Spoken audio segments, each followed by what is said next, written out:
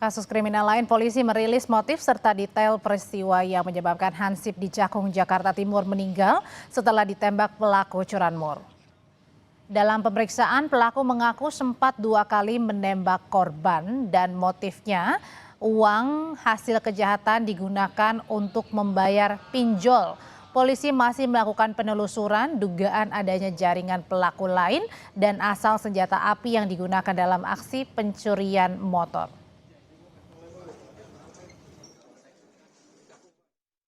Informasi dari 2 tersangka yang didalami ini menemukan bahwa senjata api itu didapat dari seseorang, dan ini kami mohon waktu masih dilakukan pengembangan oleh tim dari Subdit Reskop.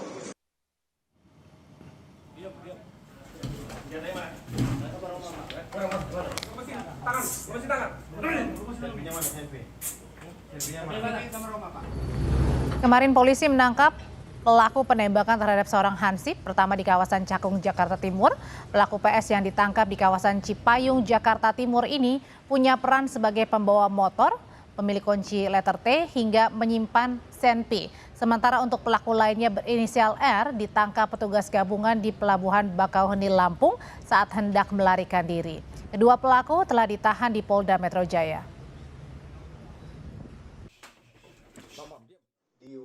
Dalam waktu 24 jam, alhamdulillah kami berhasil mengamankan 2 orang pelaku yang kemudian kami tetapkan sebagai tersangka dalam perbuatan hukum yang terjadi di wilayah Cakung, Jakarta Timur, di mana dari kejadian tersebut mengakibatkan seseorang meninggal dunia atau hilangnya nyawa seseorang.